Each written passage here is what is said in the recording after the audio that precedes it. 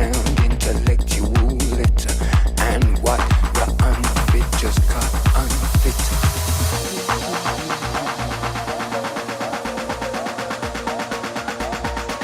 Time to cause a commotion, commotion, commotion, commotion. Time to cause a commotion.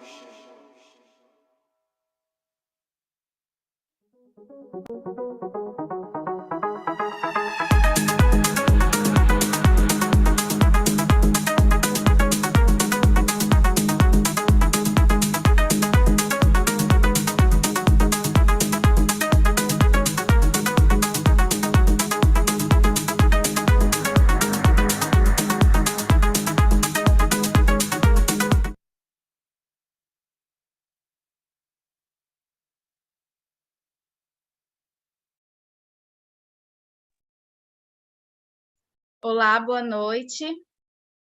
Meu nome é Micaele, eu sou aluna do 6º período do ITPAC Palmas. Faço curso de odontologia. Eu participo também da comissão organizadora da 4ª JAIO. E a 4ª JAIO é a Jornada Acadêmica Internacional de Odontologia do ITPAC Palmas, que ocorrerá nos dias 27, 28 e 29 de outubro. O evento é de forma híbrida, com apresentações de trabalho de forma online e presencial, palestras e rendições de encerramento de forma presencial. As inscrições para a JAI e submissão de trabalhos científicos já estão abertas aqui no link da bio do nosso Instagram. E eu quero agradecer, em nome de toda a comissão, a presença do professor Rodolfo Faria. Obrigada por fazer parte da nossa equipe de palestrante. Ele que é doutor de Fisiologia Humana da Faculdade de Medicina de Itajubá, doutor de Fisiologia Humana pelo Programa de Doutorado em Biologia Funcional e Molecular da Universidade Estadual de Campinas. Ele tem pós-doutorado em Andamento de Fisiologia Humana pelo Programa de Biologia Funcional e Molecular das Universidades Estaduais de Campinas, Unicamp, na área de Fisiologia, bacharel em Enfermagem. Ele é membro da Sociedade Brasileira de Fisiologia Humana, desenvolve atividade docente na área de Fisiologia Humana também. Desde já, eu quero agradecer, vou passar a palavra para o professor. Nós já sabemos que a neurociência nos dá pistas para estimular o cérebro a aprender a fixar informações, e é sobre isso que ele vem trazer para a gente hoje. Vou passar a palavra para ele. Obrigado, Micaele. É um prazer. Boa noite, viu? Micaele, a minha tela já está compartilhada. Você pode só dar esse retorno, por favor? Tá, sim. Muito bem. Eu agradeço o convite. É uma honra participar desse evento a 4ª Jornada Acadêmica Internacional de Odontologia, ainda mais tendo a oportunidade de discutir com vocês, nessa noite do dia 29, um pouquinho a respeito de neurociência. Vamos lá. O tema de hoje, ele vai envolver a neurociência e o processo de aprendizagem em memória. Somos o que somos graças àquilo tudo que aprendemos e lembramos. eu não vejo, enquanto fisiologista, uma função mais importante do que a memória. Pensem bem, se cada um está aqui nesse momento, assistindo essa palestra, e daqui a pouquinho vai retomar as atividades ainda para finalizar esse dia. Se tem um conhecimento de onde mora, quem são as pessoas que convivem com você, que você ama, a sua faculdade, isso tudo é graças a essa habilidade ímpar que o nosso cérebro tem de aprender e se lembrar. A partir daí, teremos um momento durante essa palestra que eu vou mostrar, será que é possível esse processo de aprendizagem, de memória, ainda ficar mais potente? Vamos ver. Uma rápida apresentação minha. Eu sou professor da Faculdade de Medicina de Itajubá. Itajubá fica no sul de Minas. Essa é uma das instituições mais antigas da África, se não for a mais antiga, tem 54 anos. Aqui eu ministro não só a fisiologia, mas também a neurociências, que é uma disciplina mais voltada aí, de fato, para o nosso tema de hoje. E também tem um laboratório que estuda o processo de aprendizagem e memória, o LNE. Muito bem. Vamos imaginar que cada um aqui, por um breve momento, é esse jovem. Quem sabe esse aluno.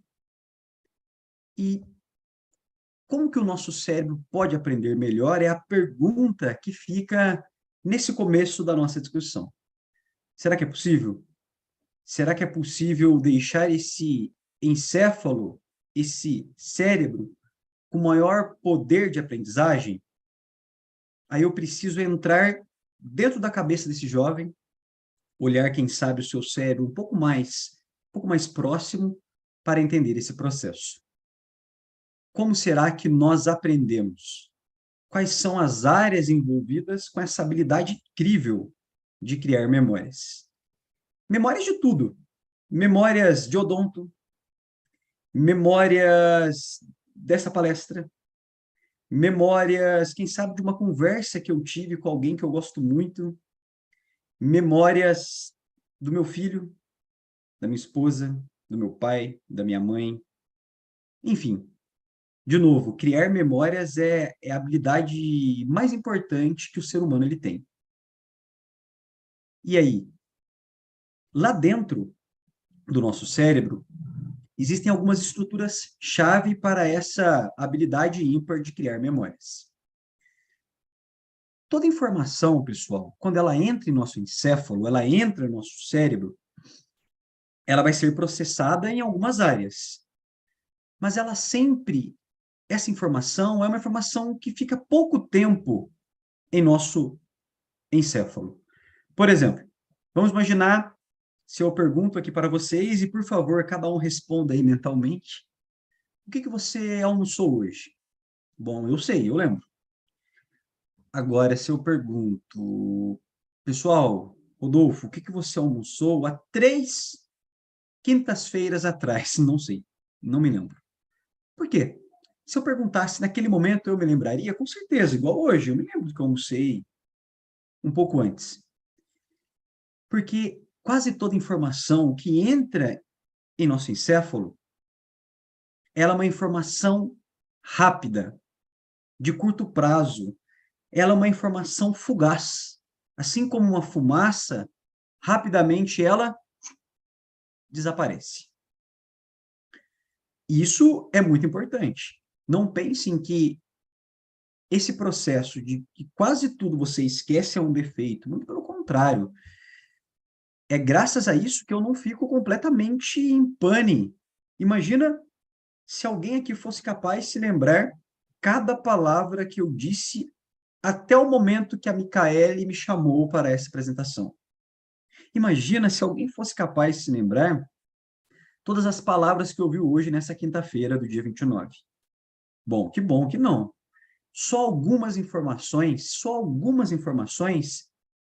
serão guardadas em arquivos remotos, em lembranças que, de fato, permanecerão, quem sabe, para o resto de nossas vidas. Mas onde deve ficar essa estrutura no meu cérebro capaz de reter informações? Porque, mesmo esquecendo a grande maioria do que entra, eu preciso guardar algumas informações. Por exemplo, as informações de odontologia que vocês querem para que você possa ser um profissional melhor. E aí, quando algo é fundamental, o que acontece? Eu envio para uma área específica do meu cérebro. E só essa área é capaz de aprender. Eu envio, pessoal, para uma área que fica em verde aqui no lobo temporal. Esse lobo temporal, nas suas profundezas, dentro dele, ele abriga a estrutura que possui essa habilidade ímpar de construir memórias, que recebe o nome de hipocampo. O hipocampo, como o hipocampo desse jovem, que é essa estrutura em cinza, é ele que possui a habilidade de aprender. Mas por quê? Por que o hipocampo? Por que não uma outra parte do nosso cérebro tem essa habilidade? No entanto, que só por curiosidade, o paciente com Alzheimer, ele perde a capacidade de aprender o novo porque o Alzheimer é uma lesão, é uma doença neurodegenerativa. Nós temos a perda de neurônios, principalmente hipocampais. Por isso que a pessoa perde a capacidade de construir memórias. Mas por que ele é tão importante? Por que ele é o grande protagonista? Vejam que interessante. Por duas características. Por duas características que só existem nesse hipocampo. Vamos ver quais são essas duas características. A primeira, por que ele é o nosso grande construtor de memórias, criador de memórias? Porque o hipocampo, ele é um excelente repetidor. Eu não sei se vocês já ouviram falar, mas para que eu possa aprender, eu preciso repetir. A repetição leva à formação de arquivos de memória.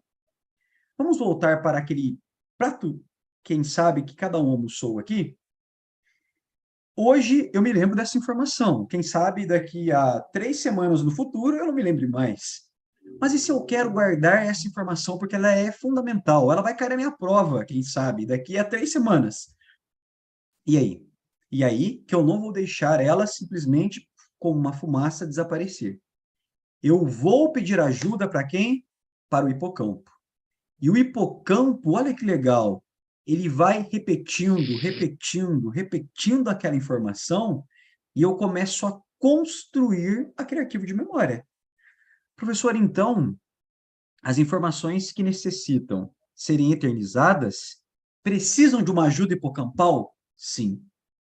Se ele não fizer essa repetição, que ela é, olha só, inconsciente, eu nem percebo isso, eu não construo arquivos de memória.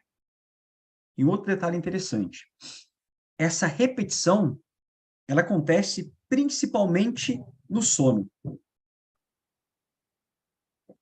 Então, eu construo os meus arquivos de memória de um dia, de uma vigília, quando eu durmo. Isso faz com que você tire, quem sabe, um dogma, um mito. Vou ter uma prova amanhã, vou passar a noite estudando. Nossa, você está indo contra um processo neurobiológico da aprendizagem. Você está indo contra o seu próprio encéfalo. Aquilo tudo que você estudou e quer utilizar durante aquela prova, você vai cristalizar em arquivos durante seu sono. Uma sugestão, quem sabe se você guardar só ela, eu já fico muito satisfeito com esse momento. Antes de uma prova, durma. Tente dormir, pelo menos de 6 a 8 horas. Muito bem. A primeira característica, então, ele é um excelente repetidor. Por isso que nós aprendemos graças a esse hipocampo. E o que mais? Ele é vizinho, ele tem conexões com a amígdala. Meus queridos, não é a amígdala da cavidade oral, não, tá? Que vocês estão mais acostumados. É uma amígdala que vive dentro também do lobo temporal. Ela fica muito próxima desse hipocampo. Eu vou destacar ela aqui em azul, A amígdala, pessoal, é uma área que ela está relacionada com as nossas emoções. Olha que interessante.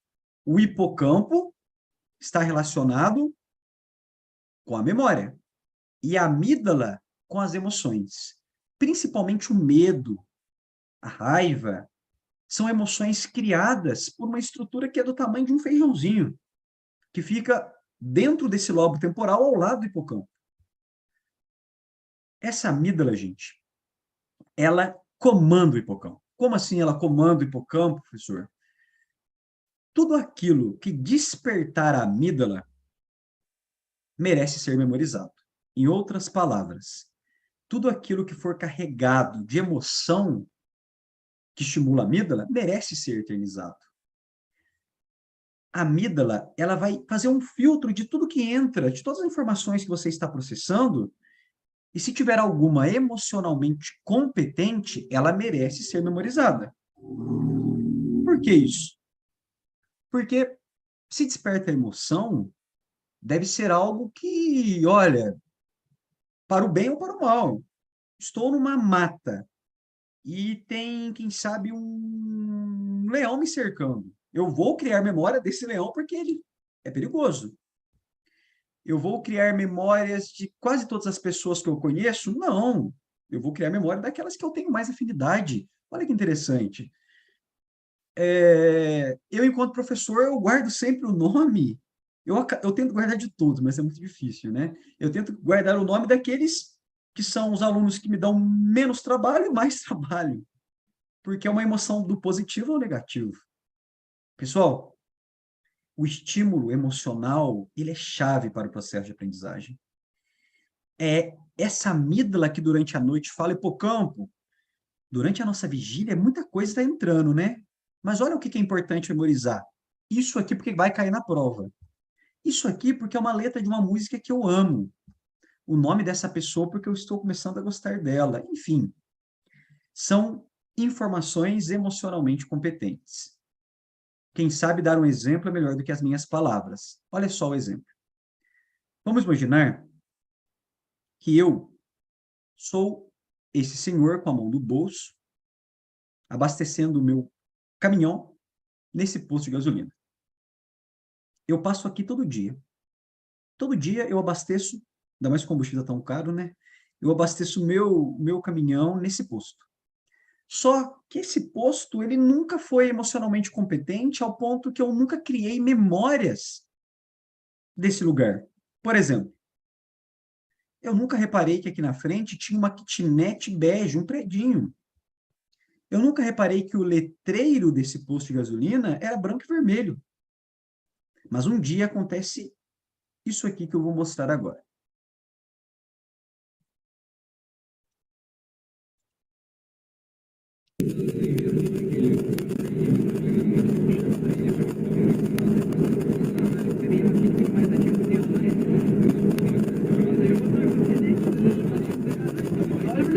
Ai, блядь, ai,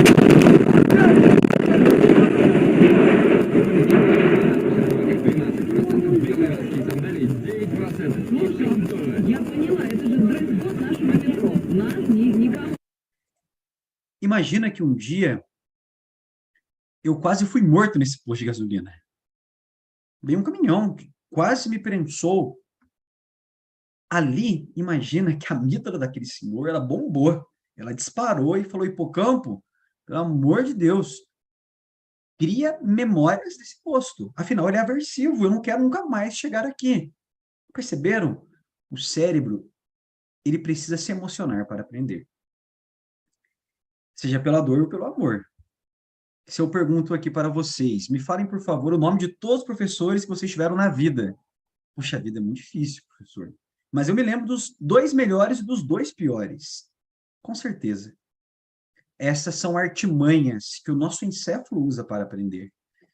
É aquela pessoa que, olha, professor, eu tenho dificuldade para aprender, mas quando eu estudo em casa, quietinho, escutando uma música que eu gosto, eu aprendo melhor, claro. Aquela música, olha que interessante. Ela vai lá na sua amígdala e faz ela trabalhar melhor e faz o hipocampo aprender ou trabalhar também de maneira mais eficiente para que você possa guardar aquela informação que está estudando em tempo real. E você, sem saber, já usava isso.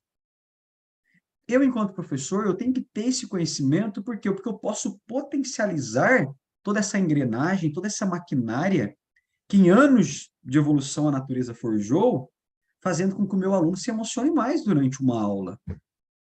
Pode ser pelo amor ou pela dor. Eu prefiro pelo amor. Parece que a amígdala, quando esse aluno se sente mais acolhido, se sente feliz naquele ambiente da sala de aula, ele aprende bem melhor. Sendo assim, eu sei que duas características hipocampais fazem com que ele aprenda bem. Primeiro, ele é um excelente repetidor.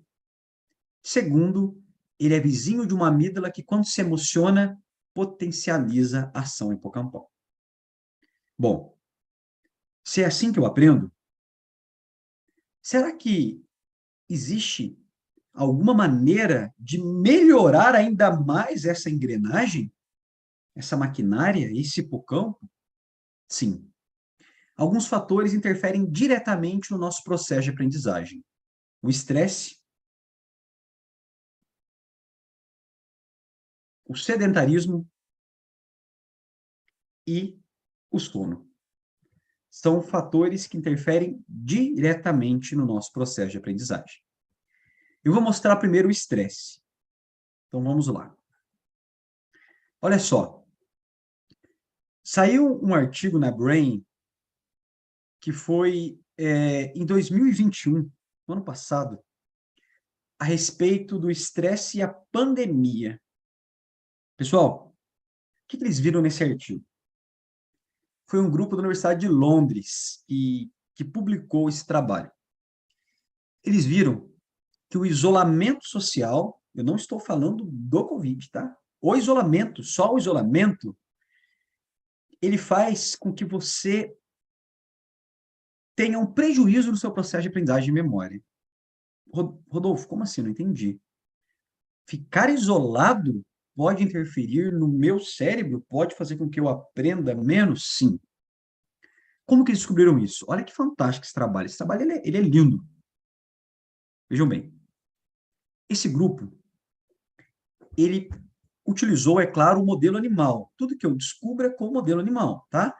Eu preciso desse modelo animal. Então, olha só. Eles pegaram dois grupos, tá? Eu vou tentar desenhar aqui, explicar o resumo desse trabalho. O primeiro grupo chamamos de G1, ou controle. Tinham 10 animais, 10 ratos. O grupo G2 é o grupo que vai passar pelo isolamento, que também tinham 10 animais. Então, eu tenho 10 animais, que vai ser um controle para eu poder ver, e 10 animais que, de fato, passam pelo isolamento.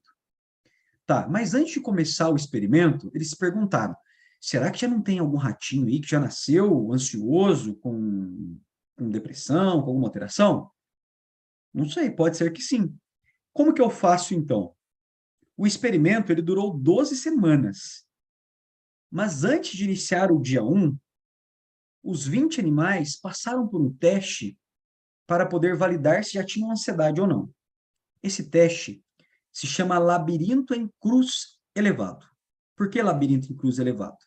Porque é um aparato que forma uma cruz, onde eu tenho 1 metro de altura, e tem um braço que fica aberto, que é esse braço onde o ratinho está, e um braço que fica fechado. Pessoal, quando você solta um animal no labirinto em cruz, no entanto que esse labirinto em cruz é uma metodologia que já está consolidada há mais de 50 anos. É graças a essa metodologia que muito ansiolítico foi descoberto, tá? Foi estudado. Quando você solta o ratinho, se ele fica ansioso, se ele está ansioso, ele não fica no braço aberto porque ele tem medo de cair.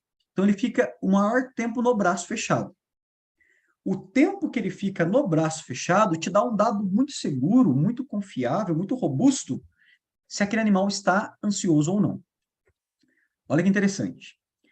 Eu vou explicar aqui que nesse dia 0, eu tenho aqui um gráfico onde no eixo das minhas ordenadas aqui em cima é o tempo em segundo. É o tempo que ele fica nesse braço aberto, que vai de 0 a 200 segundos.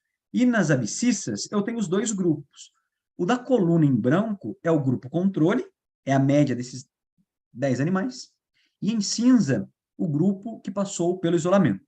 Ou melhor, desculpa, que vai passar ainda pelo isolamento, né? Esse é um dado antes de começar o experimento. O que eles viram aqui? Olha, em média, os dois grupos estão ficando 100 segundos aqui no braço aberto. Não tem diferença estatística. Foi muito bom isso, porque ela pôde garantir que todos os 20 animais estão na mesma.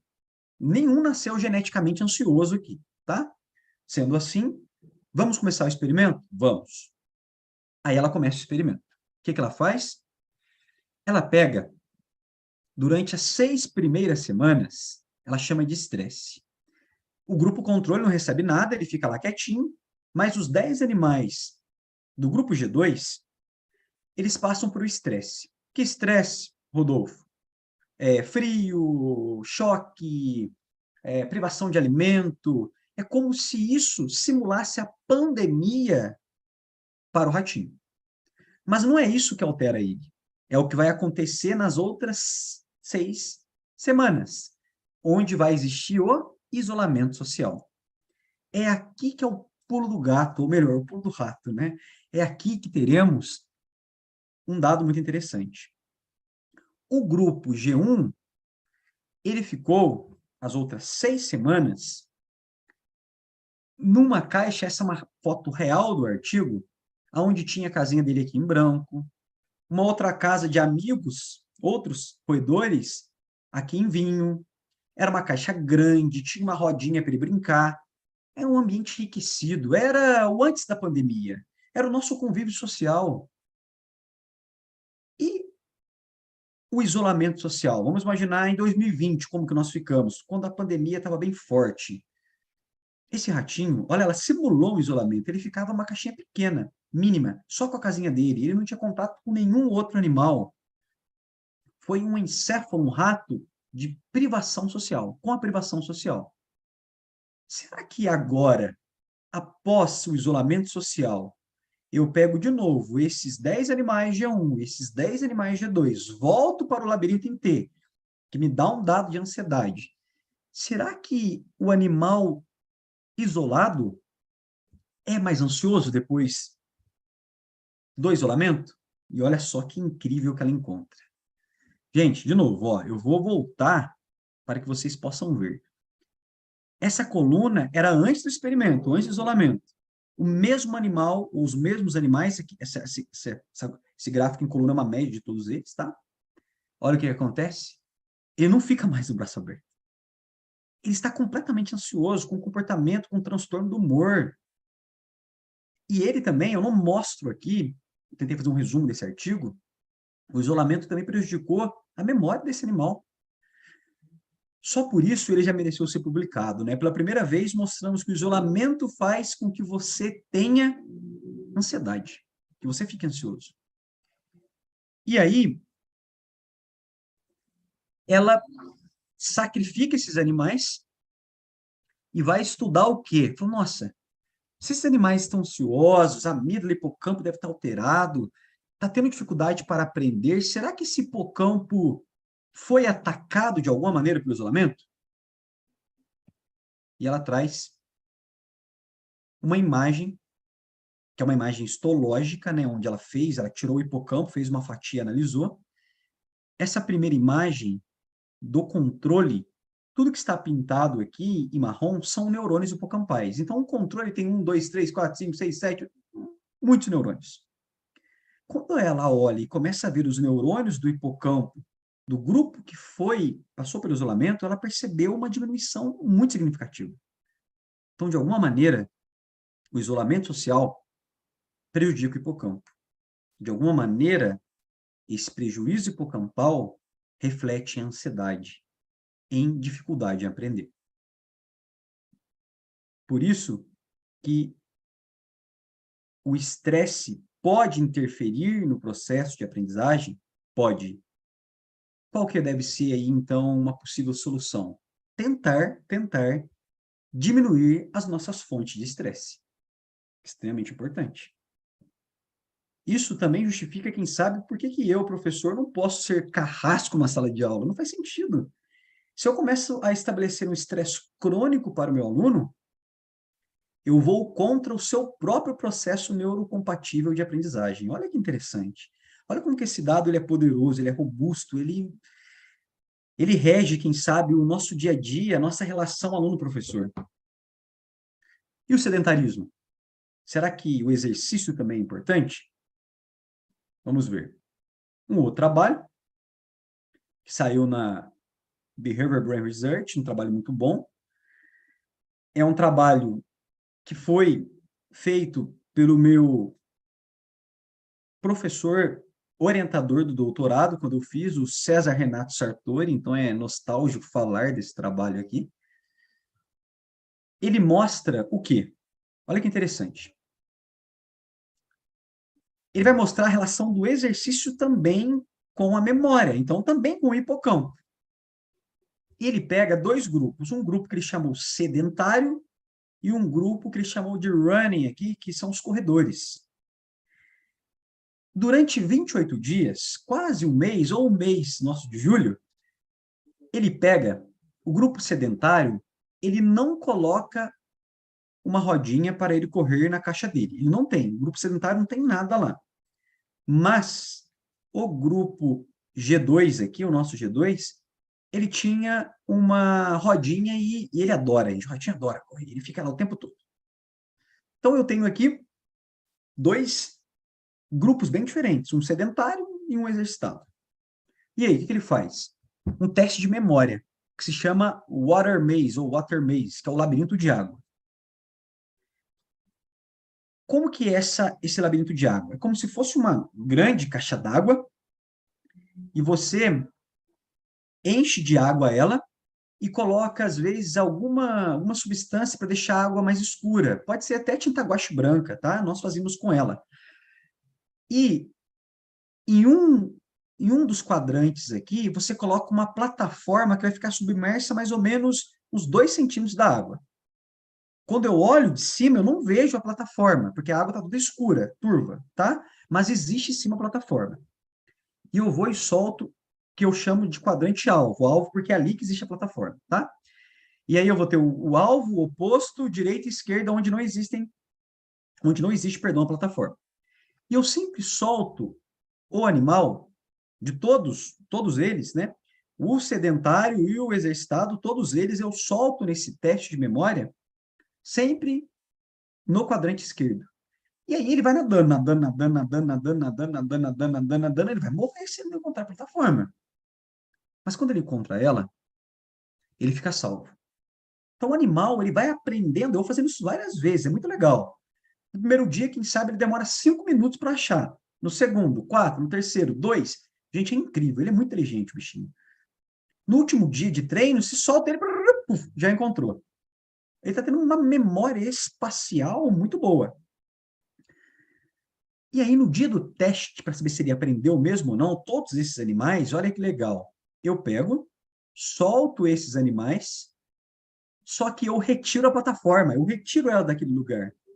E eu vou analisar o quê? O tempo que ele nadou no quadrante correto. E eu vou filmando isso, né? Então eu consigo depois ver o vídeo e saber, nossa, olha, esse animal aprendeu porque ele ficou aqui a maior parte do tempo lá onde existia ela. É um dado muito confiável de aprendizagem, tá? E aí, o que esse grupo do César, ele conseguiu perceber, o que ele conseguiu concluir aí com esse artigo? Esse gráfico em coluna me mostra aqui, no eixo das ordenadas, vai ser qual foi a frequência que esse animal ficou no quadrante correto. Olha que legal, o sedentário, ele vai ter uma pontuação de 6 aqui, ó. É como se ele ficasse 60% do tempo aqui no quadrante correto. O exercitado, que eu não fiz nada, não dei uma droga para esse animal. Ele apenas correu. Ele tinha uma gaiola só, uma rodinha na sua gaiola. Ele fica muito mais. De alguma maneira, o exercício físico, te faz mais inteligente. De alguma maneira, o exercício físico potencializa a ação do seu hipocampo. De alguma maneira, o exercício físico faz com que você tenha uma habilidade mais forte de aprender. Esse foi um dado muito bacana, muito interessante. Cai por terra aquele nosso dogma de que o nerd, né, é aquela pessoa que tem que ficar o dia todo lendo, e ela é muito inteligente. Quem sabe ela é muito inteligente porque ela nasceu com um QI maior. Mas, se ela, além de estudar muito, quem sabe corresse 3 vezes por semana, fizesse algum exercício, uma caminhada, ela seria muito mais inteligente. Então, o sedentarismo, qual que é o segredo dele? Quem sabe fazer exercício físico, você pode melhorar a sua capacidade de aprender. Por fim, não menos importante, e o sono, professor? Interfere no nosso processo de aprendizagem? Tem um trabalho também de 2021, por um grupo norte-americano, junto com a USP, aqui no Brasil, mostraram um trabalho também maravilhoso. Olha só, o que eles fizeram? A relação do sono com a memória. Eles pegaram um animal e fizeram um teste de aprendizagem para ele. Colocaram esse animal numa caixa durante 20 minutos. Durante 20 minutos, esse animal ele foi reconhecendo alguns objetos da caixa. Uma mola, uma bola azul, um cano de PVC, uma escova. E eles foram jogando várias pistas para esse animal. Esse animal, ele sempre conseguia reconhecer se tinha algo novo ou não. Mas se ele aprendeu a respeito dessa caixa, a nossa ideia é que ele vai guardar em arquivos durante a noite. Será que isso é verdade? Será que o sono é importante para construir memória? O que eles fizeram, então? Pegaram e dividiram esses animais em 2 grupos. Um grupo que chamaram de grupo acordado, aonde logo após eles passarem pela caixa, ainda acordados, eles eram sacrificados e o encéfalo era analisado. Um outro grupo, eles esperavam entrar no sono, principalmente no que chamamos de sono REM. Imagina, ele está sonhando lá com um gato, vai pegar ele, durante o sono, puf, sacrificava o animal. Então, o que eu estou fazendo? Após um processo de aprendizagem, após um estudo como se fosse o nosso, eu vejo o encéfalo logo após, ainda na vigília, acordado, e um outro dormindo. Será que o sono é importante? E aí, eles retiraram esse cérebro do ratinho e fizeram uma análise molecular, genética, lá no hipocampo. O que eles viram? Aqui no eixo das ordenadas é a expressão, como que esse hipocampo está trabalhando, do ponto de vista molecular. Cada vez mais alta é a coluna, mais o hipocampo está trabalhando. E no eixo das abscissas eu tenho os animais. Esse primeiro aqui é o animal acordado. O outro aqui, o segundo, está dormindo, mas um sono que chamamos de sono não REM. O terceiro grupo também está no sono, porém um sono REM. É onde sonhamos mais nesse REM. O que eles viram? Olha que legal. É durante a noite que nós aprendemos, porque é durante a noite que o hipocampo tem atividade máxima. E não só durante o sono. Um tipo específico de sono. O famoso sono REM. Assim, eu chego com vocês também em uma outra conclusão. O sono é importante? É. Vamos dormir melhor. Vamos, quem sabe, então, diminuir nossas fontes de estresse. Vamos, quem sabe, então, fazer exercício físico. Vamos, quem sabe, então, dormir melhor. Tudo isso para que o nosso encéfalo possa aprender melhor. Pessoal, eu aproveito e deixo aqui com vocês um curso que nós criamos, que é o curso de Neurofisiologia. Tem um site aqui que eu vou deixar um QR Code para quem quiser visitar. A grande ideia desse curso é tentar trabalhar com um método neurocompatível para ensinar o sistema nervoso, né? Um curso de neurofisiologia de sistema nervoso. É o único curso que tenta trabalhar com essa imersão, onde eu entro dentro do slide, como se fosse essa imagem, e nós vamos mostrando desse jeito, com quase nada de texto, né? O meu encéfalo não aprende por texto, o meu encéfalo aprende por imagens. Então, é usar aquilo que nós, quem sabe, pesquisamos em um dia a dia, em um curso que seja neurocompatível, tá? Eu deixo ele aqui. E também, caso alguém tenha interesse, qualquer pessoa que estiver assistindo em tempo real, essa palestra vai ter um desconto especial, tá bom? Mas depois eu passo o meu contato, vocês podem, qualquer interessado entrar em contato com a equipe de organizadores desse evento, que eles passam o meu. E, por fim,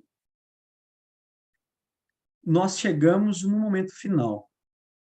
Chegamos no momento onde entendemos ou discutimos um pouco melhor como que o nosso encéfalo aprende, como que o nosso cérebro aprende.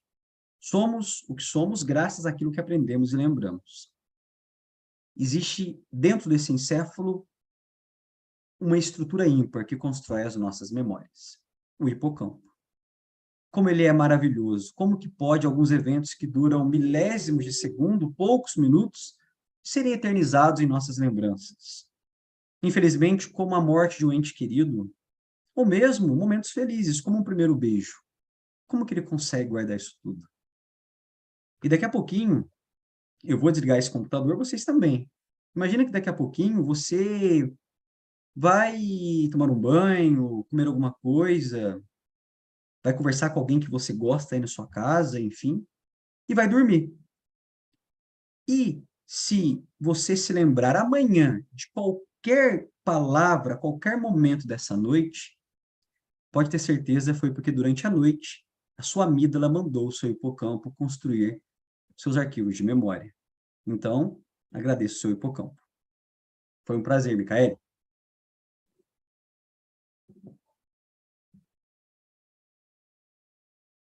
Então, o prazer foi todo nosso.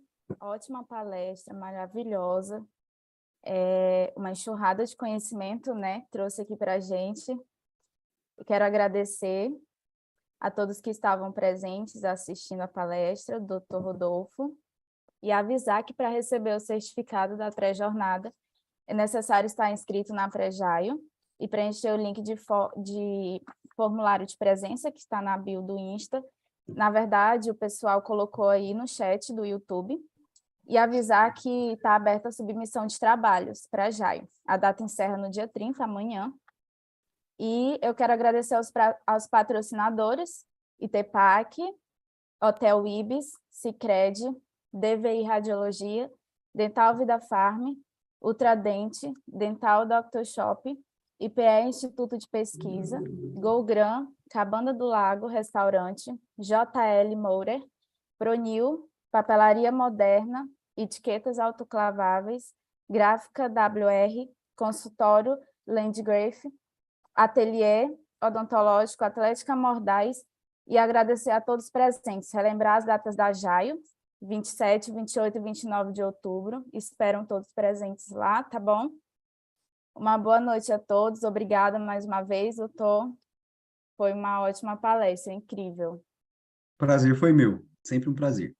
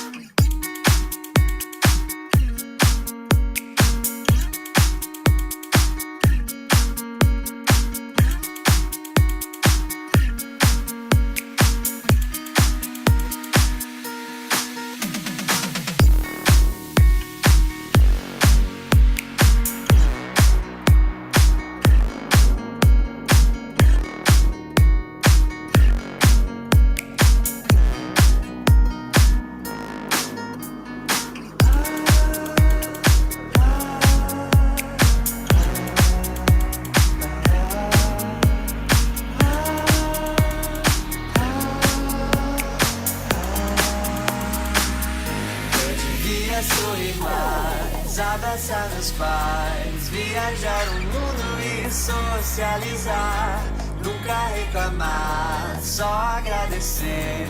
Tudo que vier eu fiz por merecer. Eu devia sorrir mais, abraçar meus pais, viajar o mundo e socializar.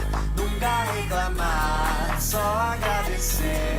Fácil de falar, difícil fazer. Eu devia sorrir mais, abraçar meus pais, viajar o mundo e socializar. Nunca reclamar, só agradecer. Fácil de falar, difícil fazer.